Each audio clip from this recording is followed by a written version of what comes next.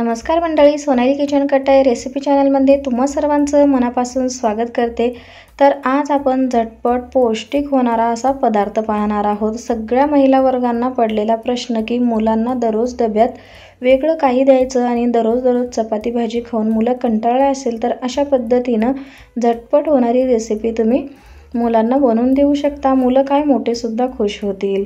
तर इथे मी भोपळा घेतलेला आहे, छान असा किसून त्याची साल काढून किसून घ्यायचा आहे। झटपट होणारी रेसिपी आहे, त्यासाठी व्हिडिओ स्किप न करता बघा। व्हिडिओ आवडल्यास चॅनलला लाईक शेअर सबस्क्राईब करायला विसरू नका, कारण माझा नवीन चॅनल आहे, त्यामुळे प्लीज एक लाईक एक सबस्क्राईब नक्की करा।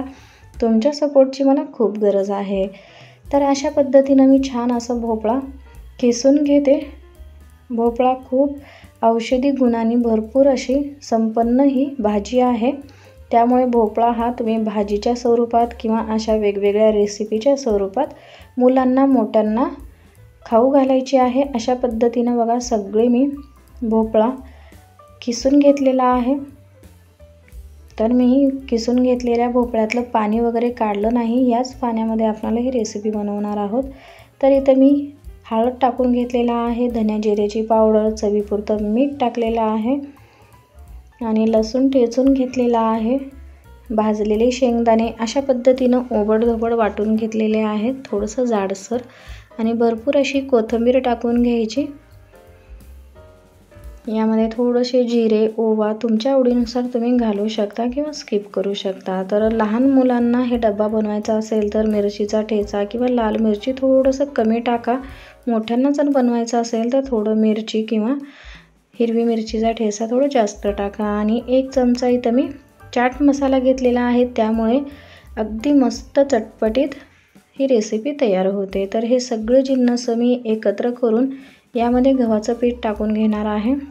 तर थोडंसं लागेल तसं आपल्याला हे गव्हाचं पीठ टाकून घ्यायचं आहे आणि या पिठावर थोडंसं तेल टाकायचं आहे, त्यामुळे आपण जी रेसिपी बनवतो ती कच्ची राहणार नाही, छान मस्त तयार होते। तर हे सगळे आता मिक्स करून आपणाला घट्टसर गोळा बनवायचा आहे। जास्तीचं पीठ न टाकता थोडंसं पिठाचं प्रमाण थोडं कमीच टाका, त्यामुळे आपले धपाटे छान असे चविष्ट लागतील। तर आता आपण ह्यापासून पौष्टिक असे दुधी भोपळ्याचे धपाटे बनवणार आहोत। मुलांना काय मोठ्यांना सुद्धा आवडतील इतकी मस्त रेसिपी तयार होते। मुलांना जर बनवायचं असेल तर मिरचीचं प्रमाण तुम्ही कमी टाका, मोठ्यांना जर बनवायचं असेल तर मिरचीचं प्रमाण जास्त टाका, त्यामुळे चविष्ट लागतील। थोडंसं तेल लावून आपल्याला हे अशा पद्धतीनं मळून घ्यायचं आहे। तर यातला आपण एक गोळा घेऊन आता धपाटे थापून घेणार आहोत। तर पोलपाटावर एखादा रुमाल ओला करून घ्यायचा आणि त्यावर धपाटे थापून घ्यायचे आहेत।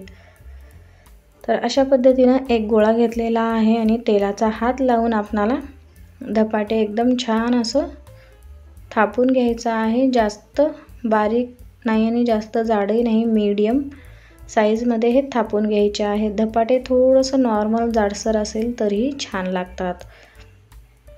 तर अशा पद्धतीनं हे मी धपाटं एकदम मस्त असं थापून घेते।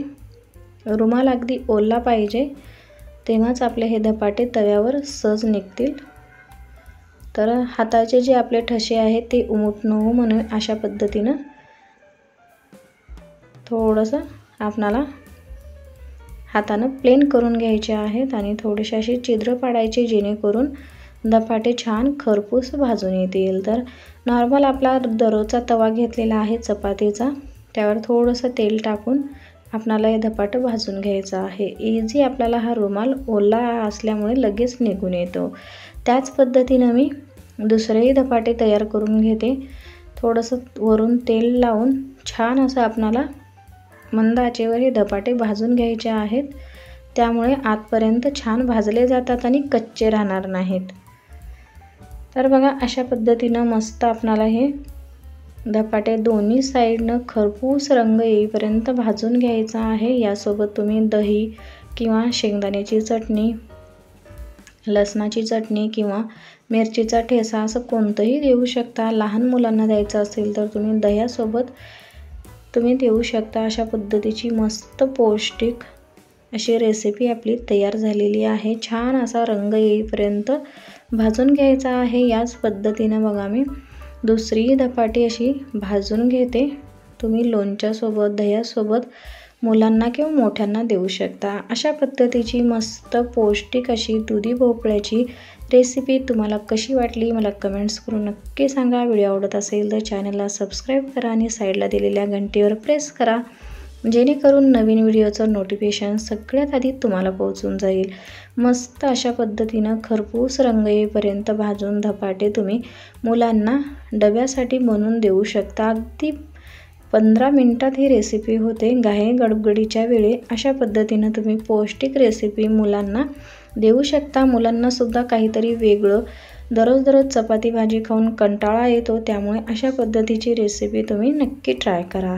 ही रेसिपी आवडल्यास चॅनलला सबस्क्राईब करायला विसरू नका, कारण माझं नवीन चॅनल आहे। तर अशा पद्धतीची झटपट पौष्टिक रेसिपी तुम्हाला कशी वाटली ते पण सांगा। असाच मस्त चटपटीत रेसिपी घेऊन भेटू आपण पुढच्या व्हिडिओमध्ये। माझा व्हिडिओ पाहिल्याबद्दल धन्यवाद।